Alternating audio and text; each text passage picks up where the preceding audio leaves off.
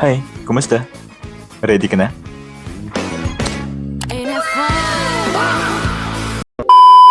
Wait. Saan nga ba talaga tayo pupunta? Ano ka ba? We're going on a tour. Virtual nga lang.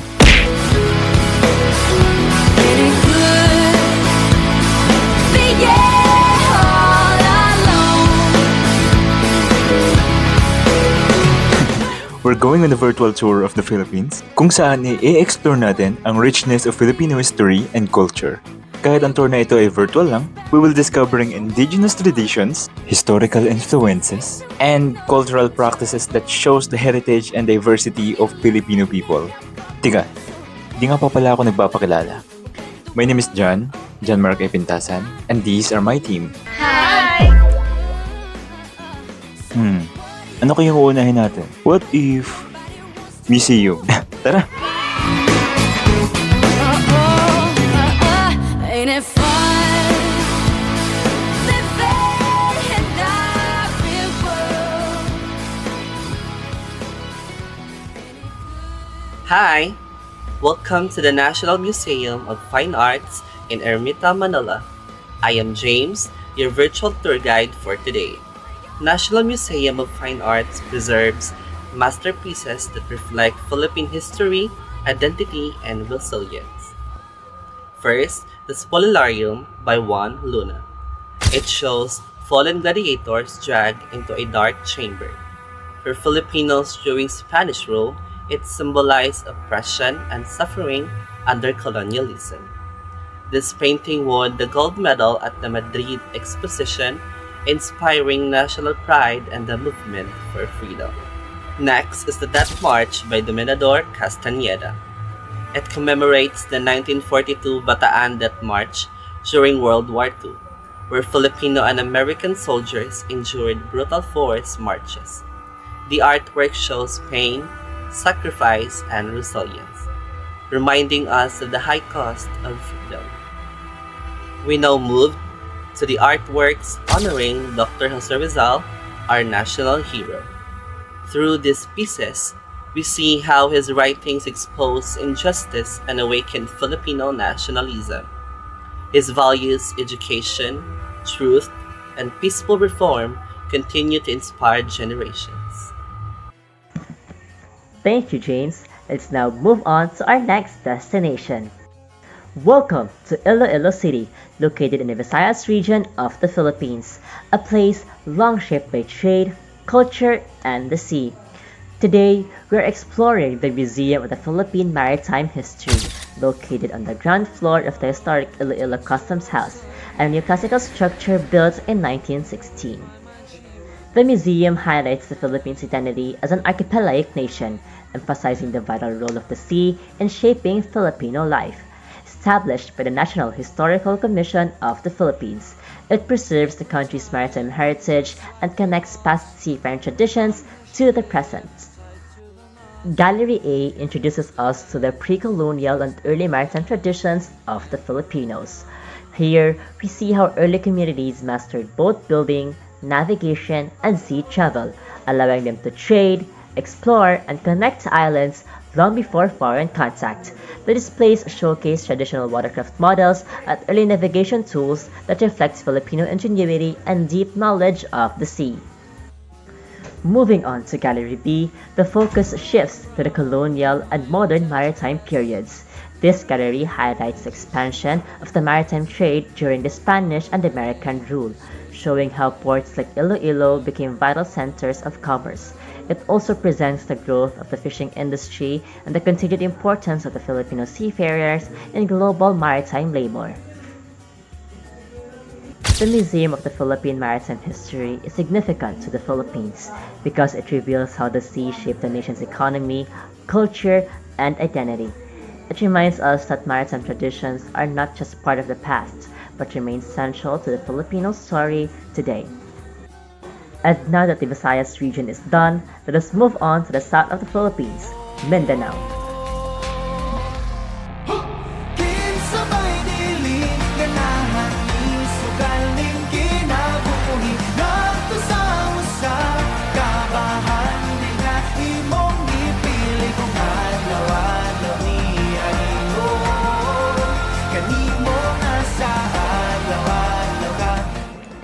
As for the final museum for this virtual tour, I will be presenting the National Museum of the Philippines, Davao City. Located in the heart of Davao City, Davao del Sur, Mindanao. Housed in the former Davao provincial capital, this museum stands as a symbol of the region's rich history and cultural pride. It reflects the stories of Mindanao's past and the effort to preserve its heritage for future generations. It reflects the stories of Mindanao's past and the efforts to preserve its heritage for future generations. Inside the museum, visitors can explore archaeological artifacts, ethnographic collections, artworks, and national history exhibits that represent the rich cultures and traditions of Mindanao, especially of those indigenous people and local communities. The National Museum of the Philippines, Davao City, is highly relevant to Philippine history because it highlights Mindanao's important role in shaping the nation's identity, showing that our history is built from diverse stories of all regions. And that concludes our virtual museum tour. May these museums remind us of the history that shapes who we are as Filipinos. Thank you and mabuhay! O ano, nag-enjoy ka ba? Nakakapagod na? Isa pa? Tara, historical sites! Hey dear, how you been? Gray skies out the window, but she's a summer breeze. Come and set the tone, now dear, come sit down next to me, Susan. Her hair hangs like curtains, her smile is warm like June. She blinks in slow motion, just like something in the Looney Tunes. Looney Tunes, you can't tell. Hi guys! Welcome sa Intramuros, ang walled city ng Maynila. I am Elle, and halika at sabay nating tuklasin ang kasaysayan ng lugar na ito.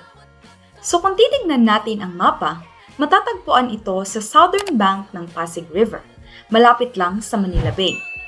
Itinatag ang Intramuros noong 1571 ni Miguel Lopez de Legazpi. Naging sentro ito ng ating kultura at politika ng bansa for over 300 years. Dito rin makikita ang mga Spanish-era architecture gaya ng San Agustin Church na isa ring UNESCO World Heritage Site. Maraming mga kasaysayan at history ang nangyari dito, lalo na noong World War II at Japanese occupation.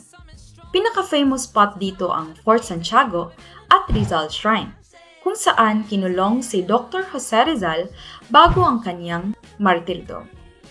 Ngayon, hindi lang basta historical site ang Intramuros. Isa na rin itong living museum at alagang-alaga ito ng Intramuros Administration. Pwede kayong mag-date dito, mag-bum bike, o kaya magkalesa. Dinadayo rin yung mga bagong bukas na dungeon sa Fort Santiago at yung Museo de Intramuros. Kahit modernized na ang Manila, pagpasok mo dito parang bumalik ka talaga sa nakaraan.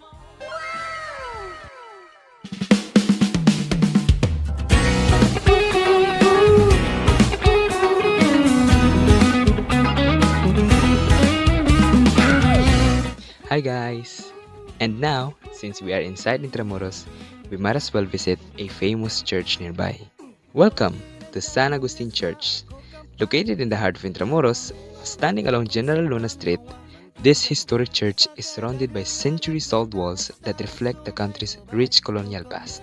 Completed in 1607 by the Augustinian order, San Agustin Church is the oldest stone church in the Philippines. Built from sturdy adobe stone, its earthquake baroque design was created to withstand the frequent earthquakes in the region. The church has witnessed some major events in Philippine history.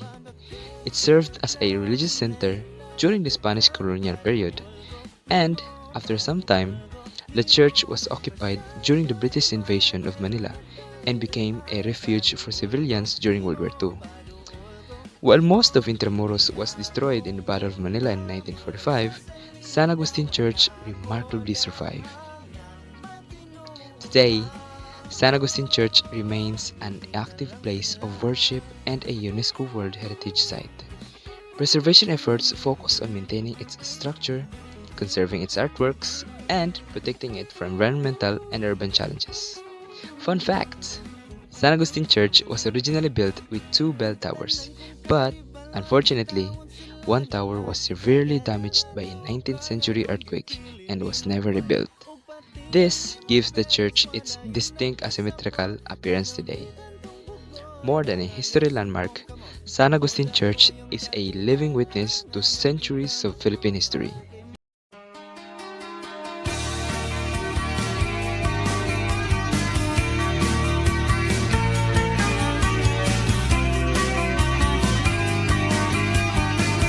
Hi!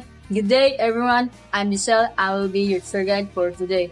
My assigned category is Corridor Island, the most important historical site in the Philippines. Tara, silipin natin. Ang lokasyon ng Corridor Island ay matatagpuan sa pagitan ng Cavite at Bataan. Dahil sa lokasyon na ito, naging strategic defense ng bansa. Noong panahon ng American occupation, ginagamit ito bilang military fortress dahil ito ang kinakahuling depensa ng Pilipino at American laban sa Japanese forces. Isa sa pinakamahalagang pangyayari dito ay ang Battle of Corregidor noong 1942. Ginagamit din ang Malinta Tunnel bilang bomb shelter, hospital at military headquarters ng mga sundalo. Maraming salamat sa pagsama sa akin sa virtual tour na ito. Hanggang sa muli! Nag-i-enjoy ka ba? Dami na nating lugar na napuntahan ah. Gusto mo performance naman? Cultural performances kaya. G? Tara!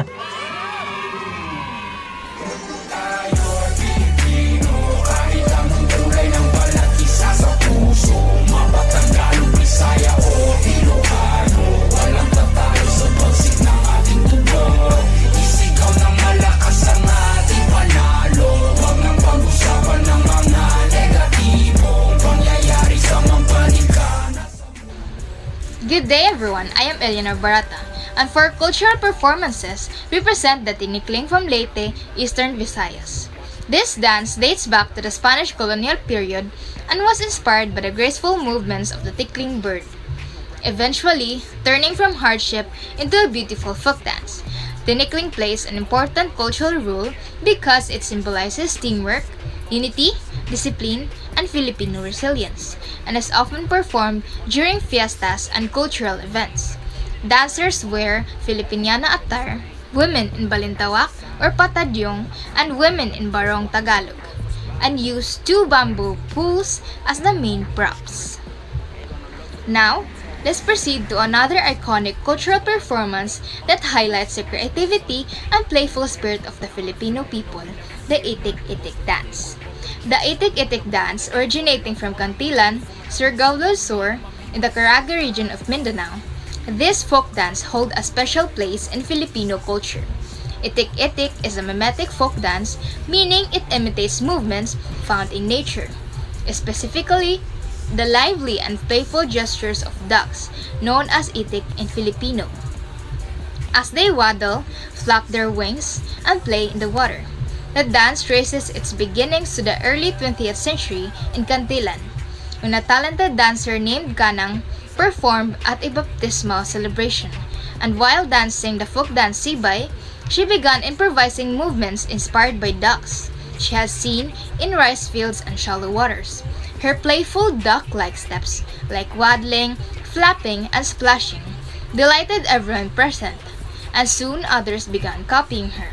Eventually, this joyful and spirited style of movement spread throughout the community and beyond, becoming the well-loved dance now known as Itik-Itik, named after the Filipino word itik, meaning duck.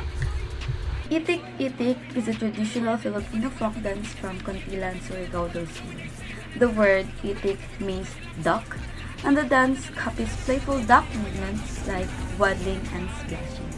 It is usually performed during fiestas and celebrations, showing the joyful and creative spirits of Filipinos while bringing communities together.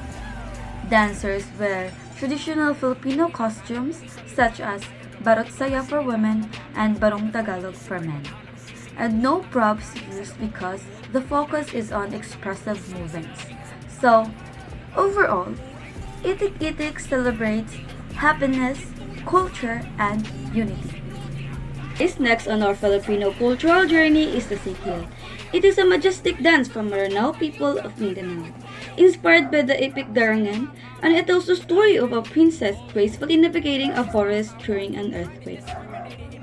Singkil is all about royalty, elegance, and cultural pride. It is a true showcase of a Filipino heritage. Dancers wear gold adorned royal costumes and use fans, scarves, and bamboo pools, moving with their incredible skills and timing. Watch as they weave through the bamboo in the perfect harmony with the music, and it is both thrilling and beautiful. Singkil isn't just a dance. It's a celebration of Maranao tradition and the rich diversity of the Philippines.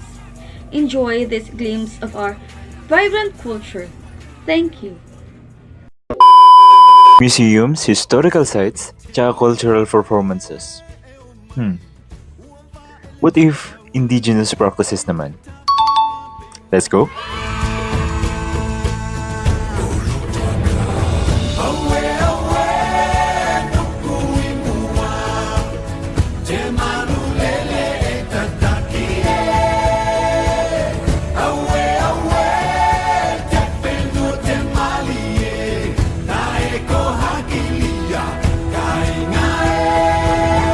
In the mountainous regions of northern Luzon, particularly in the provinces of Kalinga and Mountain Province, indigenous communities such as the Kalinga and Buntok have preserved cultural practices that reflect unity, identity, and resilience. These traditions have been passed down through generations and continue to shape community life today. One important indigenous practice is bayanihan, which is deeply rooted in Kalinga and Buntok communities. This practice originated in the Cordillera Mountains, where life in a rugged environment required cooperation for survival. Historically, bayanihan was practiced during communal activities such as building houses, repairing rice terraces, planting and harvesting crops, and helping families in need. The purpose of bayanihan is to strengthen social ties, promote mutual support, and ensure the welfare of the community comes before individual interests. Significant traditions associated with bayanihan include collective labor, shared tools, and the unspoken obligation to help one another, symbolizing unity, cooperation, and shared responsibility. Another significant indigenous practice is batok, or traditional tattooing, practiced by the Galinka of some batok groups. Batok originated in the Cordillera Highlands during the pre-colonial period. Historically, tattoos were earned rather than chosen actually, often marking acts of bravery, leadership, or service to the community. For men, tattoos symbolized courage and warrior status, while for women, they represented beauty, strength, and maturity. The purpose of batok is to preserve identity, honor achievements, and carry ancestral stories on the body.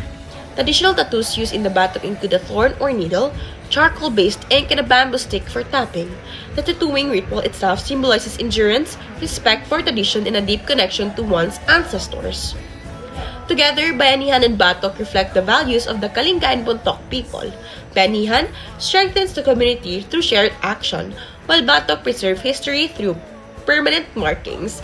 These indigenous practices remind us that culture is not only remembered, it is lived, practiced, and carried forward.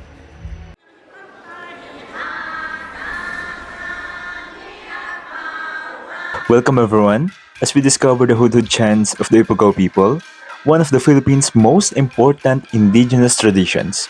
The Hudhud is a traditional chanting practice of the Ifugao community from the mountainous province of the Ifugao in northern Luzon, passed down orally through generations.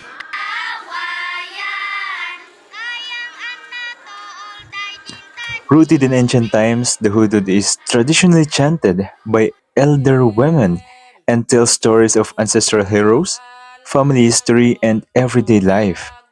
It developed alongside rice farming, which is central to Ifugao culture and identity. Within the community, the Hudud is performed during rice planting and harvesting, funeral wakes, and important gatherings. It teaches moral values, strengthens community bonds, and honor ancestors and spirits. The chants are slow and rhythmic, led by a main chanter with others responding in chorus, using only human voice and rich symbolism. The hudud connects people, nature, and tradition.